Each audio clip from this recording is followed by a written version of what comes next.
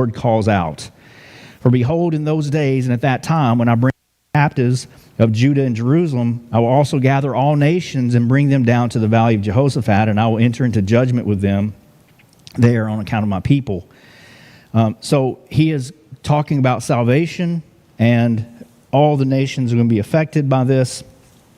And he says that this is going to come to pass afterward. Okay, that's important. Now, if you'll go back to Acts chapter 2, when Peter is preaching, he says, this is what was spoken of by the prophet Joel. Now, what was spoken of by the prophet Joel? What was he referring to when he said, this is talking about what Joel said? What was he referring to? No, he's referring to something specifically that was going on there. He was explaining what was going on. What was going on that needed the explanation?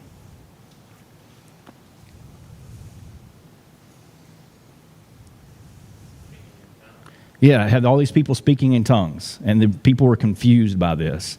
He said, don't worry about it. These people aren't drunk. This is just what Joel said was going to happen.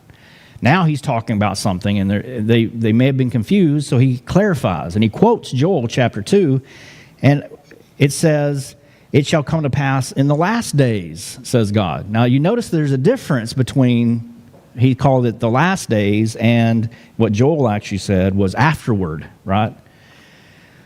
Now, when Joel was talking about this, we saw the destruction that comes because of the locusts, and after then, God even blesses his people again if they repent.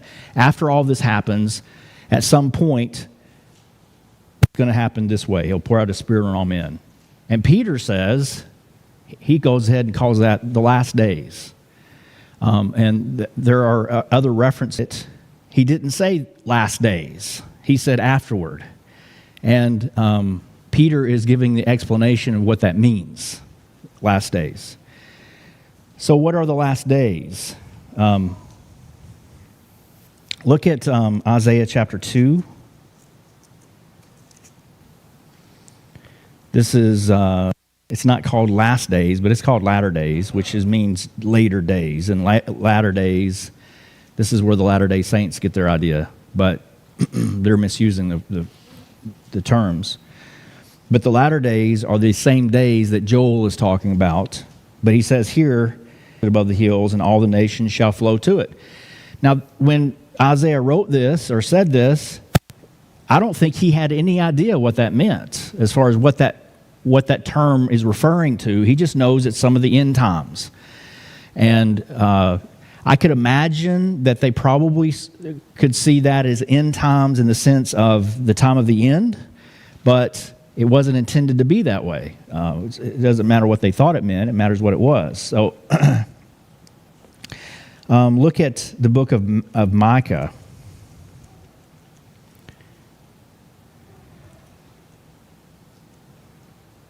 Chapter 4 and verse 1. And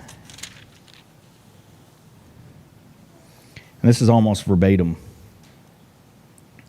I think it is actually a quotation from it. Because it says, now it shall come to pass in the latter days that the mountain of the Lord's house shall be established on the top of the mountains, and shall be exalted above the hills, and peoples shall flow to it. Many nations shall come and say, come and let us go up to the mountain of the Lord, to the house of the God of Jacob. He will teach us his ways, and we shall walk in his paths. For out of Zion, it's because people have looked at this and said, this is latter days. This must be the last days. And so they believe now that we're waiting on Jesus to come back and establish his throne on the earth so that people from all nations would come and be gathered so that the word of the Lord can go forth from there. Yeah, Michael? That's actually pretty parallel to what Jesus saying went out from Jerusalem on the gospel. So that's... Yes, it's exactly... He's actually quoting some of this there to her, which is what happened. So that's also kind of prophecy of pointing to Christ back in Isaiah. Okay, that's a good point. That at the woman at the well, he kind of references this, how that he. Daniel's dream with Nebuchadnezzar, that tradition earlier. He's the mountain that's carved out that smashes everything. Oh, yeah, the boulder that comes out. Yeah, That's right. You can see Jesus in the boulder in Daniel chapter 2 in the mountain that the boulder is carved out of that rolls down, and yeah. So this is, we can even say spiritual Jerusalem, heaven can be referred to that. So whenever he's talking about the latter days here in Micah, we have to keep all this in mind, that Joel said later days or afterward, and Peter said it will happen in the last days. So Peter's explanation fits with what all the other prophecies say then about what the latter days are, or the last days are. And this is where people have, they go into conniption fits when you bring this up, because they don't like to talk about this. I've talked to several people about end times, and I've seen a lot of prophecies online, end time prophecies, and bring broad statements. And I say, I want to see a verse so we can discuss it. And that's the only way you can actually make any headway with these people, is to talk about what the scriptures actually say. So I try to get them to do that. They usually don't, but they will always bring up something about the latter days. And so I always ask them, what did Peter mean in Acts chapter 2? The question is, was that fulfilled then? And most of the time they won't even answer, because and I'll be honest, most of the time I think it's because they're not even aware that Peter said it. They don't even know it's there. All they know is the book of Daniel, book of Ezekiel, and the book of Revelation. And they don't even know those well. As in the last days, I'm not talking about, thousands of years from now when Jesus comes back again. I'm talking about right now when you're hearing these people speaking in tongues. This is exactly what Joel said was going to happen. So why are you surprised? Because the inference there and the implication is that they were in the latter days. They were in the exact days that Joel was talking about, and they were in the exact days that Isaiah then was talking about, and Micah was talking about, and all the other people were talking about in that time period. Okay. Yeah. Yeah, the NIV in Joel 2 and in Isaiah 2, it translates it the last days.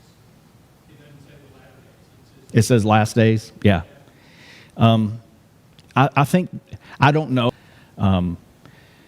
That term last days there's nothing wrong with it, but it's loaded nowadays, isn't it? It's loaded with a lot of meaning that we probably wouldn't agree with 99% of it. But yeah, last days, latter days, however we want to look at it. And I think it's important. It's not a problem why it's called last days. And you've all heard this before, but you can divide history up into basically 3 periods of time. The first period being what we call the patriarchal age, and that was from the very beginning all the way actually till the cross, till Jesus came. But the patriarchal age was husbands in the family. The leaders of the family were directly in contact with God in some way. It wasn't constant contact, but there were revelations that came throughout time, or at the very least, they could be priests for their families. The second period of time began with Moses and establishing the children of Israel, creating them. Actually, I guess it actually began with Abraham, but it was leading up to Moses. And that was what we call the second age, and that's because God then gave even more specific instructions. By the way, what was the law that the Gentiles had? There wasn't one. Now, I don't mean that there wasn't one. I misspoke. There wasn't one written down, right? We don't know what God told them. We can kind of surmise. We know some things he told them. We know about eating blood, for example, and murder, and we know about several different things that are going sexual promiscuity, homosexuality, that kind of stuff, because we can see how God reacted to it. Idolatry, we can see that God expected all the nations to not be idolatrous, even though he winked at it. He still destroyed some of them before it. There's all kinds of them. Sodom and Gomorrah is a good example of that. Where was it written in the law that homosexuality was wrong? It wasn't written anywhere. It was written on their hearts. So there was a is what Paul was saying in the book of Romans. So there is a body of information that was passed down from generation to generation, and God expected them to do a deep. Now we have a new age, a new era. And it didn't apply to everyone. It applied specifically to the Jews. It didn't apply to anyone else. Now, anyone else, if they wanted to, could submit to it, but no one else was subject to it. And it's important to understand. And that all ended then at the cross where when Jesus died, he now established the new covenant, which we are in the last period of time. And we say last period of time because there's no other age coming except when Jesus comes back and it's all over. That's it. And so we're in the last days. And so what I like to tell people is when we're having these discussions that, yeah, we're in the last days. We've been in the last days for 2,000 years. I have no idea how long, like in a million years. And it could be before we finish the service tonight. We have no idea. So anything that I love also to pin people down. I try to get them to be very specific when they're talking about the end times. And I'll ask them, please, give me a date. Be as specific as you can be. But you can ask them questions. Anyway, also we have in this place then that we needed to talk about is the end of this prophecy in Acts chapter 2. In verse 19, I will show wonders in heaven above and signs in the earth beneath, blood and fire and vapor of smoke. The sun shall be turned into darkness and the moon into blood before the coming of the great and awesome day of the Lord. Okay, the terminology. What is he saying? What does he mean here before the coming of the great and awesome day of the Lord? What is the day of the Lord referring to? Possibly. It's a judgment.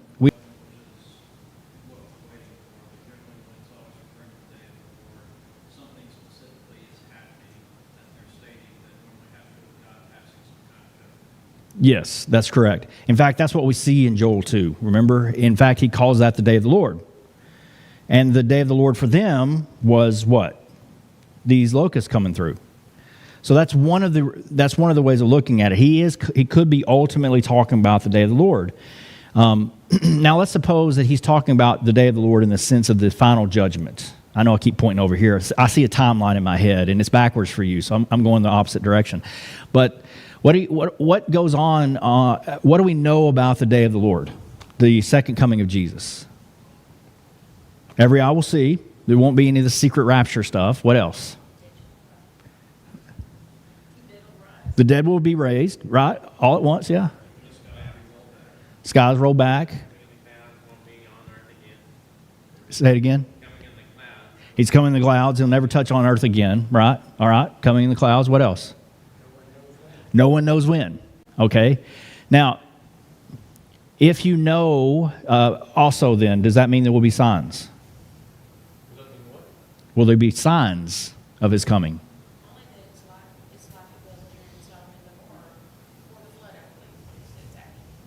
Just like before the flood. They were eating and drinking, and they had no idea what was going on until it happened.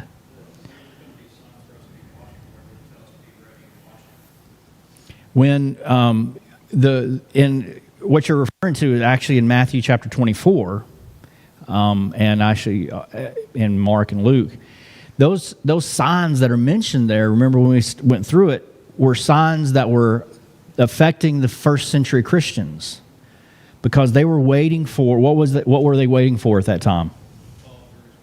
Fall of Jerusalem. Now, when you see these things happening, in fact, he even said, when you see Rome surrounding Jerusalem, get out. That was their biggest sign. That was the one. He said, all these other signs, don't worry about them. But when you see them circling Jerusalem, it's time to get out. And they did. And all this, according to Josephus, all the Christians survived. Yeah. And sometimes back in the part that we read about in Joel, the locusts coming, that's what it reminded me of the surrounding of Jerusalem. In some cases, now pulling at straw.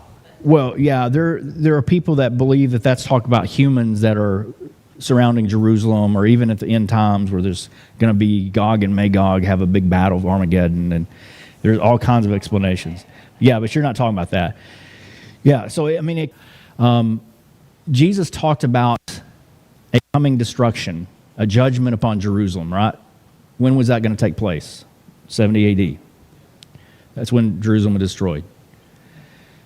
He also talked about his second coming, though. So at the end of chapter 24, he shifts gears and starts talking about, he says, but of that day and that time, no one knows, not even the angels, only the Father. So if no one knows, and Peter says he's coming like a thief in the night, I've asked this question, it's a pretty good question. Have you ever heard of a thief putting a sign on your lawn saying, I'm coming soon? He's not going to put a sign up. He's just going to come. And that's what it means by thief. I saw rebuking him. Don't say Jesus is a thief. He's not a thief. You missed the point. He's coming in a time you have no idea. You're not going to have a clue when he comes. And so if you have a clue that he's coming, then the point is moot. He didn't come like a thief in the night. He came like someone announcing his visit, and that's not the same thing. So anyway, that's good for us to remember. So this could be, yes, it could be talking about the end of time. It also could be talking about what? Destruction of Jerusalem, because that is it is coming soon. It's also at least technically possible that he's talking about this day. And this would be kind of a spin on it in this. You know, a lot of times we say that the whole reason that Jesus came was to die. Well, true, but there was also the resurrection, right? So he came to die and to be raised, but there's also that church thing, right? This is part of it. This is part of that 50 days was the pivotal point in history. And the establishment of the church was no less important than his death or his resurrection. Because if we didn't have the church, what would we have? The church is the saved. So if we don't have the church, we don't have the saved. We don't have the message of the gospel. We have something that's inert. It's not going to help us at all. And the message of the gospel is preached here for the first day. So it's at least in the realm of possibility that he's talking about that. I don't necessarily believe that. I think it's talking about, personally, I think it's about the destruction of Jerusalem. But it could be any of those things, technically. But let's think about this. When it says the sun shall be turned into darkness, if we're thinking, okay, this is being applied now, Peter could have quoted verses 17 and 18 and stopped. And he would have simply said, in the last days. And then we wouldn't be having this discussion. But he says in verse 19, he continued on, I will show wonders in heaven above, signs in the earth beneath, blood and fire and vapor of smoke, sun turning into darkness. Okay, so why did he say all this related to the last days, related to what was going on there at Pentecost?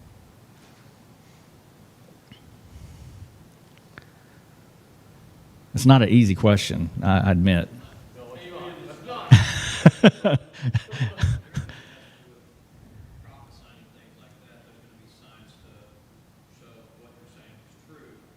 Oh, okay. So you're saying that could be carried along with the signs of prophecy that to confirm the word.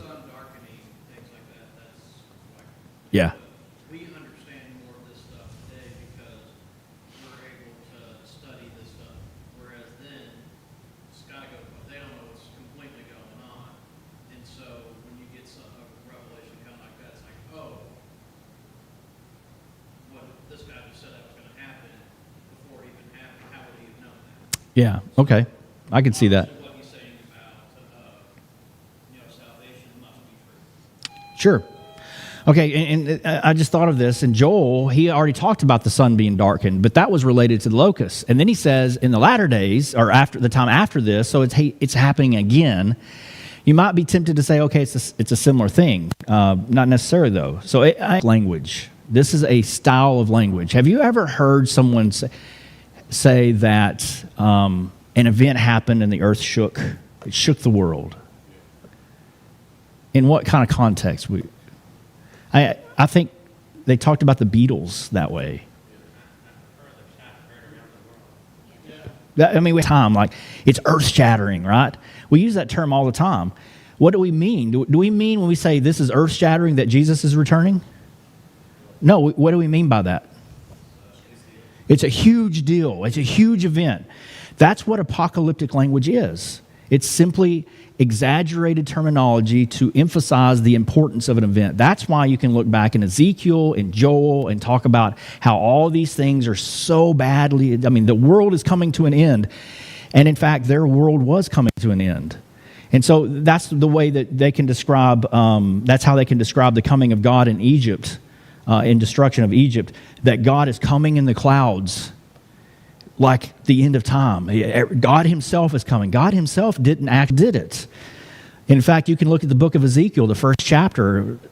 about this great war machine, this big machine with a wheel inside the wheel and the eyes all around and all that is doing is talking about apocalyptic language to talk about what it is about to happen, and that is actually a representation of the Babylonian Empire coming down. And that kind of language is used throughout the Bible. It's very common to be used in the Bible. It's not the most common, but it's very common. And so when you're reading it, people automatically jump to the conclusion that this has to be, when it says earth-shattering, it has to literally be earth-shattering. But that's not how language works, does it? You have to look at the context. Now, it's in the context, if God is saying, I'm going to shatter the earth and then everything's over, sure, we can say that has to do with the end of time. But if he's simply saying that the moon's going to turn to blood, the sun will be darkened, blood and fire and vapor smoke. Carla had a friend in high school that every time that we had the big moon, have you ever seen the big blood moon? He just panicked. He thought it's end of time. It's end of time. It's a sign of Jesus returning because it's the moon turning into blood. 2,000 years of that. Yeah. Yes, sir. Yeah, that's a good point.